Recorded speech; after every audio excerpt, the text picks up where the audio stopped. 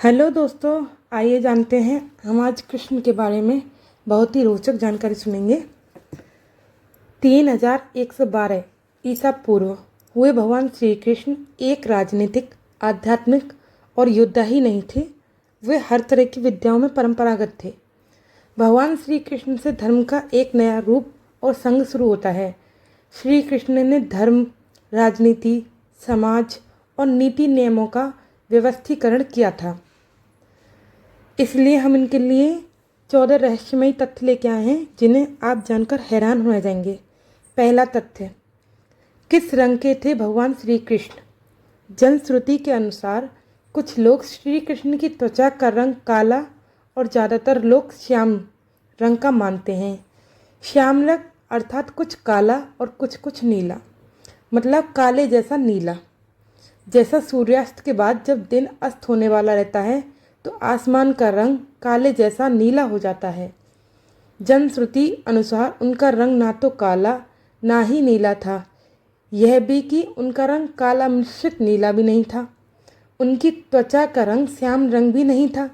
दरअसल उनकी त्वचा का रंग मेघ श्यामल था, अर्थात काला, नीला और सफ़ेद मिश्रित रंग। दूसरा रहस्य, श्री कृष्ण की गंध। प्रचलित जनश्रुति के अनुसार माना जाता है कि उनके शरीर से मादक गंध निकलती रहती थी।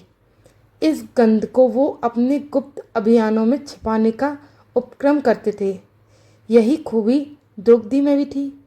द्रौपदी के शरीर से भी सुगंध निकलती रहती थी जो लोगों को आकर्षित करती थी। सभी इस सुगंध की दिशा में देखने लगते थे। इसलिए अज्ञातवास के समय द्रौपदी को चंदन, उपटन और इत्यादि का कार्य किया, जिसके चलते उनको शयनगृह कहा जाने लगा। माना जाता है कि श्री कृष्ण के शरीर से निकलने वाली गंध गोप का चंदन और कुछ रात रानी की सुगंध से मिलती जुलती थी।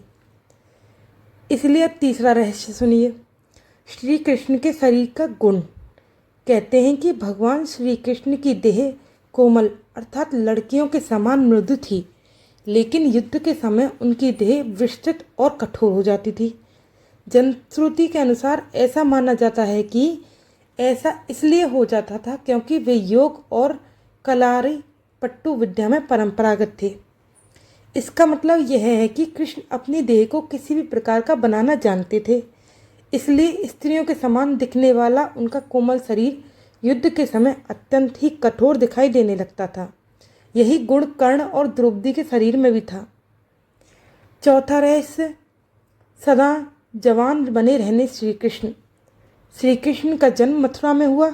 बचपन गोकुल, वृंदावन, नंदगांव, बरसाना आदि जगहों पर बीता। द्वारका को उन्होंने अपने निवास स्थान बनाया और सोमनाथ के पास स्थित प्रभास क्षेत्र में उन्होंने देह छोड़ी थी। दरअसल भगवान श्री कृष्ण इसी प्रभाव क्षेत्र में अपने कुल का नाश देखकर बहुत व्यथित हो गए थे। वे तभी से वहीं रहने लगे थे। एक दिन वे एक वृक्ष के नीचे आराम कर रहे थे, तभी किसी भेली ने उनके हिरण समझकर तीर मार दिया। यह तीर उनके पैरों में जाकर लगा और तभी उन्होंने देह त्यागने का निर्णय ले लिया। एक दिन वे इसी प्रभाव क्षेत्र के वन में एक पीपल के वृक्ष के नीचे योग निद्रा में लेटे थे। तभी जरा नामक एक भेलिए ने भूलवश उन्हें हिरण समझकर विषयुक्त बाण चला दिया, जो उनके पैर के तलवे में जाकर लगा और श्री कृष्ण ने इसी को बहाना बनाकर देह त्याग दी। जनश्रुति के अनुसार जब देह त्यागा तब उनकी देह के केस ना तो श्वेत थे, ना ही उनके शरीर पर किसी प्रकार से झुर्रियाँ पड़ी हुई थीं, अर्थात वे 119 वर्ष की उम्र में भी युवा जैसे ही थे। अगला पांचवा रहस्य यह है कि श्री कृष्ण की द्वारका। भगवान श्री कृष्ण ने गुजरात के समुद्री तट पर अपने पूर्वजों की भूमि पर एक भव्य नगर का निर्माण किया था। कुछ विद्वान कहते हैं कि उन्होंने पहले से उजाड़ पड़ी कुशलस्थली को फिर से निर्मित करवाया था। माना जाता है कि भगवान श्री कृष्ण अंतिम वर्षों को छोड़कर कभी भी द्वारका में 6 महीने से ज़्यादा नहीं रहे।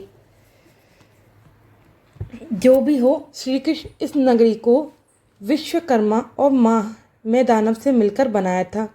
विश्वकर्मा देवताओं के और मैदानव असुरों के इंजीनियर थे। दोनों ही राम के काल में भी थे। इतिहासकार मानते हैं कि द्वारका जल में डूबने से पहले नष्ट की गई थी। किसने नष्ट किया होगा द्वारका को, यह सवाल अभी भी बना हुआ है।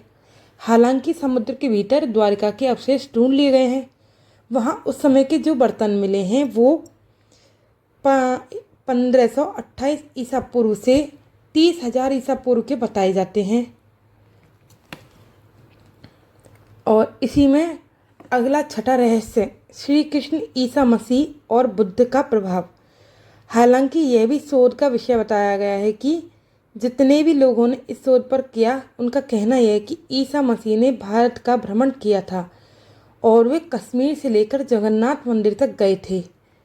उन्होंने कश्मीर के एक बौद्ध मठ में रहकर ध्यान साधना की थी। यहाँ पर उनकी समाधि भी है। शोधकर्ता मानते हैं कि श्री कृष्ण का ईसा मसीह के जीवन पर बहुत बड़ा प्रभाव पड़ा। उनके जन्म की कथा भी श्री कृष्ण के जन्म की कथा से कुछ कुछ मिलती जुलती है। जैक ईस जैकोलियत ने 1969 ईस्वी में अपनी एक पुस्तक दी बाइबल इन इंडिया में लिखा है कि जीसस कृष्ण और भगवान श्री कृष्ण एक थे। लुइस जैकोलियत फ्रांस के एक साहित्यकार और वकील थे। उन्होंने अपनी पुस्तक में कृष्ण और क्राइस्ट पर एक तुलनात्मक अध्ययन प्रस्तुत किया है। जिन शब्द के विषय में लुइस ने कहा है कि क्राइस्ट को जीसस नाम भी उनके अनुयायियों ने दिया, जिसका संस्कृत में अर्थ होता है मूल तत्व। श्री कृष्ण का सातवां रहस्य, मार्शल आर्ट के जन्मदाता थे श्री कृष्ण। भारतीय परंपरा और जनश्रुति के अनुसार भगवान श्री कृष्ण ने ही मार्शल आर्ट का आविष्कार किया था।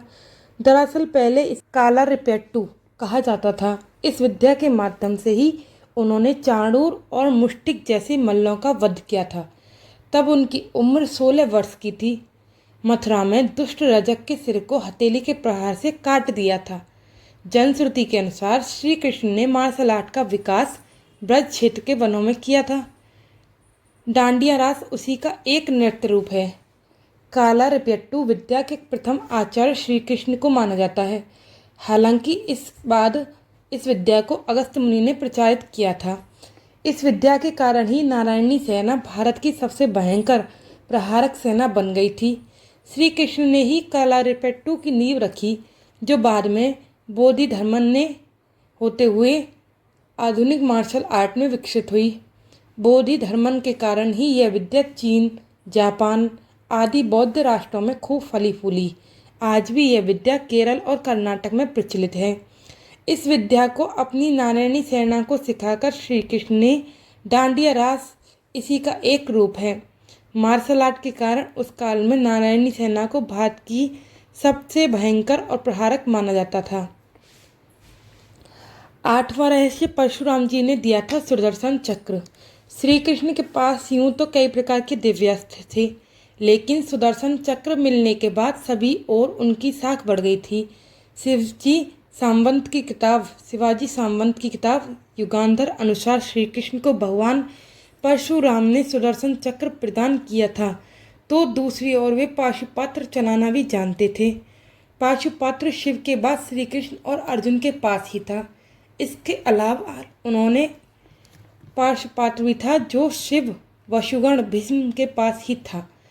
नौवां रहस्य, श्री कृष्ण और भगवान शिव का जीवाणु युद्ध। प्रचलित मान्यता यह है कि श्री कृष्ण ने असम में बाणासुर और भगवान शिव से युद्ध के समय माहेश्वर ज्वर के विरुद्ध वैष्णव ज्वर का प्रयोग कर विश्व का प्रथम जीवाणु युद्ध लड़ा था। हालांकि यह शोध का विषय हो सकता है। युद्ध का कारण क्या था? कृष्ण से प्रद्युम्न और प्रद्युम्न से अनिरुद्ध का जन्म हुआ। प्रद्युम्न के पुत्र श्री कृष्ण के पौत्र अनिरुद्ध की पत्नी के रूप में उषा की ख्याति है। अनिरुद्ध की पत्नी उषा सोनितपुर के राजा वानासुर की कन्या थी। अनिरुद्ध और उषा आपस में प्रेम करते थे। उषा ने अनिरुद्ध का हरण कर लिया। वानासुर को अनिरुद्ध उषा का प्रेम पसंद नहीं था। उसने अनिरुद्ध को बंधक बना लिया। वानासुर को शिव का वरदान प्राप्त था।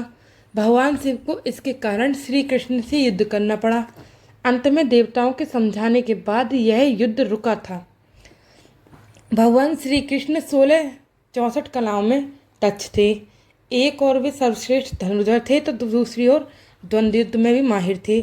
इसके अलावा उनके पास कई अस्त्र शस्त्र, धनुष का नाम सारंग था, उनके खंडक का नाम नंदक, गदा का नाम कौमोदकी और शंख का नाम पंचजन्य था जो गुलाबी रंग का था।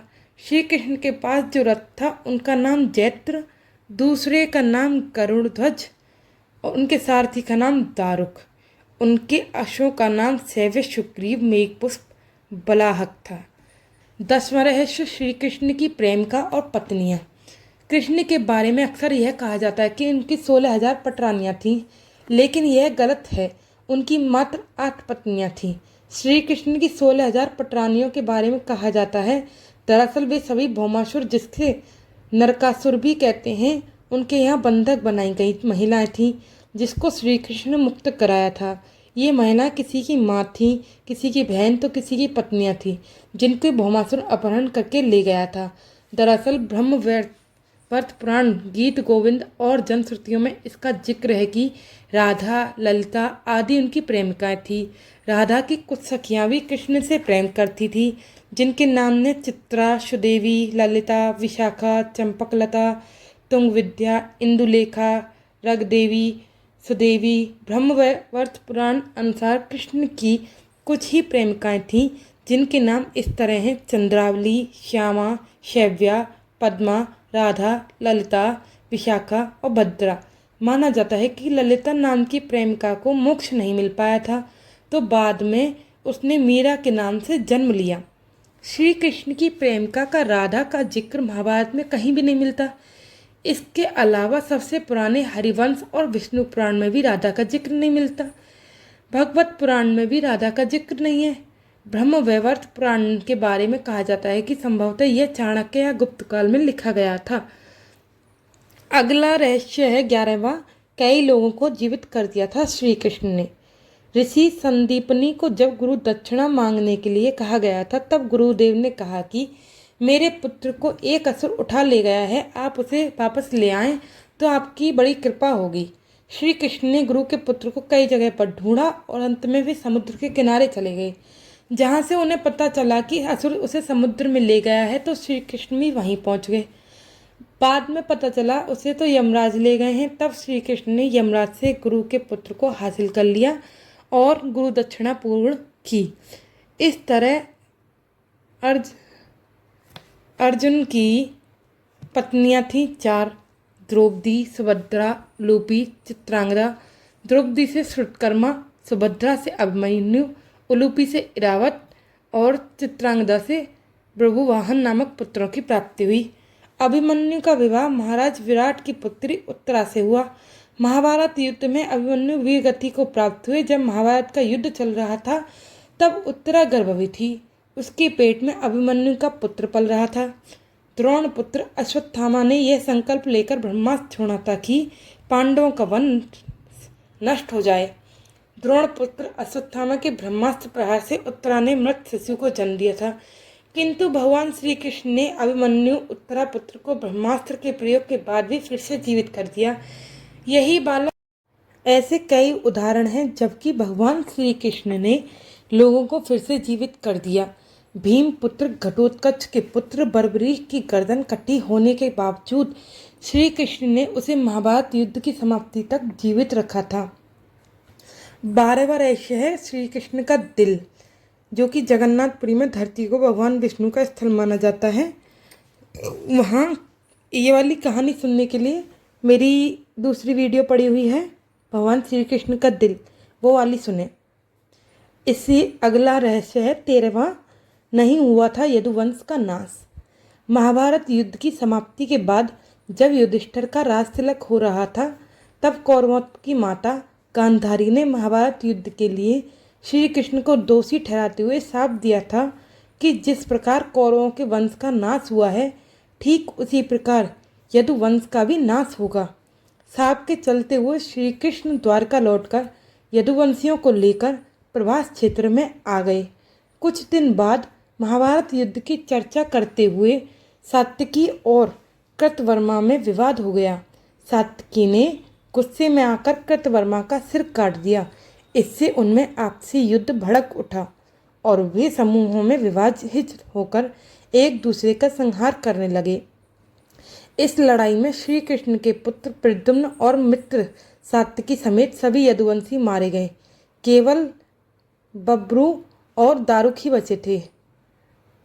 यदुवंश के नाश के बाद श्री कृष्ण के ज्येष्ठ भाई बलराम समुद्र तट पर बैठ गए और एकाग्रचित होकर परमात्मा में लीन हुए। इस प्रकार शेषनाग के अवतार बलराम जी ने देह त्यागी और स्वधाम लौट गए। बलराम जी के देह त्यागने के बाद जब एक दिन, ये मैं अभी आपको बता चुकी हूँ, भेलिए ने जब कृष्ण को मारा था तो उनका शरीर नष्ट हुआ था, दिल नष्ट नहीं हुआ था। श्रीमद् भागवत गीता के अनुसार श्री कृष्ण और बलराम अपने स्वधाम गमन की सूचना इनके प्रियजनों तक पहुंची तो उन्होंने भी उस दुख से प्राण त्याग दिए। देवकी, रोहिणी, वसुदेव, बलराम जी की पत्नियां, श्री कृष्ण की पटरानियां आदि सभी ने शरीर त्याग दिए। इसके बाद अर्जुन ने यदुवंश के निमित्त पिंडदान और श्राद्ध आदि का संस्कार किया। यदुवंश के बचे हुए लोग महाभारत और पुराणों के अनुसार इस संस्कारों के बाद यदुवंश के बचे हुए लोगों को लेकर अर्जुन इंद्रप्रस्थ लौट आए। इसके बाद श्री कृष्ण के निवास स्थान को छोड़कर शेष द्वारिका समुद्र में डूब गई। यदि यदुवंश के लोग बच गए थे तो क्या उनका वंश नष्ट नहीं हुआ था? श्री कृष्ण के स्वधाम लौटने की सूचना पाकर सभी पांडवों ने भी हिमालय की ओर यात्रा प्रारंभ कर दी थी। इसी यात्रा में ही एक एक करके पांडवों भी शरीर का त्याग करते गए। अंत में युधिष्ठिर सशरीर स्वर्ग पहुंचे थे। 14वां रहस्य वानर राज बलि का ही था, जरा बहेलिया। पौराणिक मान्यताओं के अनुसार प्रभु ने त्रेता में राम के रूप में अवतार लेकर बाली को छिपकर तीर मारा था। श्री कृष्ण अवतार के समय भगवान ने उसी बाली को जरा नामक बहेलिया बनाकर और अपने लिए वैसी ही मृत्यु चुनी जैसी बाली को दी थी। धन्यवाद। ऐसी ही पौराणिक कहानियाँ सुनने के लिए हमारे चैनल